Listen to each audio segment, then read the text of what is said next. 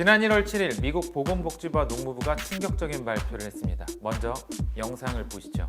Healthy fats are essential and were wrongly discouraged in prior dietary guidelines. We are ending the war on saturated fats. 구독하면 예뻐져요. 김태균의 뿜뿜. 미국 보건복지부와 농무부가 DGA 미국 식이 지침을 발표했는데요. 2025년에서 2030년 미국 식단 가이드라인인데 김치를 많이 먹으라는 얘기도 나와서 우리나라 언론에서 많이 다루기도 했습니다. 김치가 건강식품 대명사로 처음 명시된 것이라서 K푸드 위상이 영양학적으로도 공인받았음을 의미하는데요. 이건 참 좋은 현상이죠. 근데 충격적인 건 따로 있습니다. 미국 정부는 1970년대부터 계속해서 5년 단위로 식이 지침을 발표를 해왔습니다. 그런데 이번에 50년 식품 영양 지침을 뒤집는 충격적인 내용이 포함된 건데요. 어떤 발표를 했냐면 수십 년 동안 우리는 건강한 포화지방을 악마화하고 달걀과 스테이크를 먹지 말라고 하며 거대한 맹점을 무시한 부패한 식품 피라미드를 주입받아 왔다. 수십 년 동안 결함이 있는 1960년대 모델의 연구를 퍼뜨려 왔다.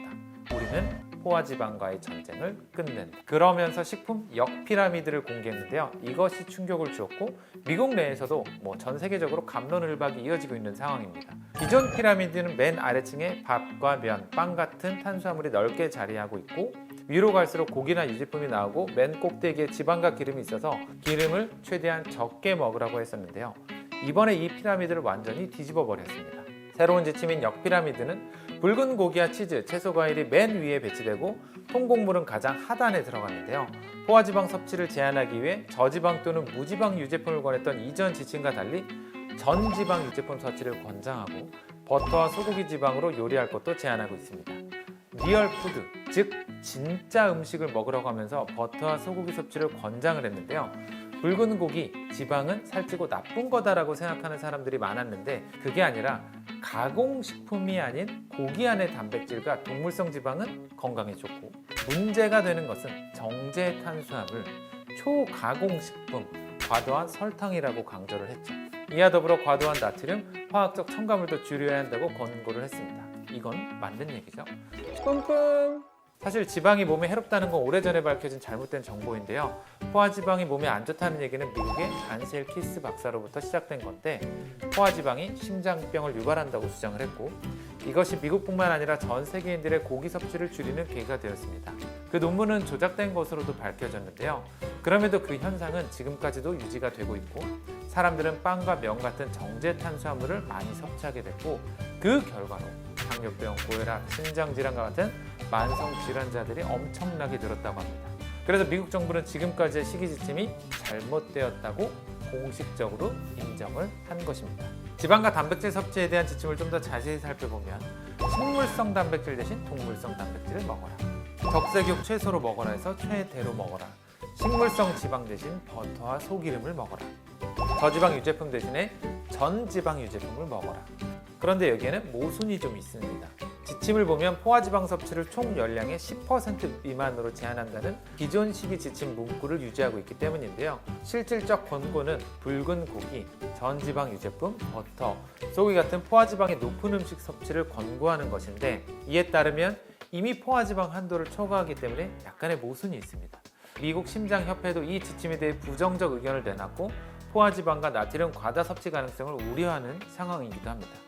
그래서 사실은 그 양을 막 너무 늘린다기보다 적당한 1인분의 양 정도로 섭취를 해주고 최대한 가공식품류나 탄수화물류를 조금 줄이는 일단 그런 쪽으로 생각을 좀 해주시면 좋겠습니다. 뭐든 좋은 건 과하지 않게 하는 게 중요한 거기 때문에 또 이제 단백질 섭취량은 기존의 체중 1kg당 평균 0.8에서 1g 정도를 처음에 추천했는데 1.2에서 1.6g 정도 거의 이제 몸이 이런 사람들이 먹는 양 정도로 먹으라라고 이야기를 하고 있습니다. 그러니까 체중 70kg이라면 하루에 단백질 단순량으로 84에서 112g 정도를 섭취해야 되는데 그러면 닭가슴살로 보통 하루에 4-5덩이를 먹어야 된다는 거거든요. 건강이 괜찮은 젊은 사람들은 상관이 없지만 조금 콩팥이 안 좋은 신장 질환이 있는 사람들은 이제 그런 것들을 좀 제한을 해야 되고요.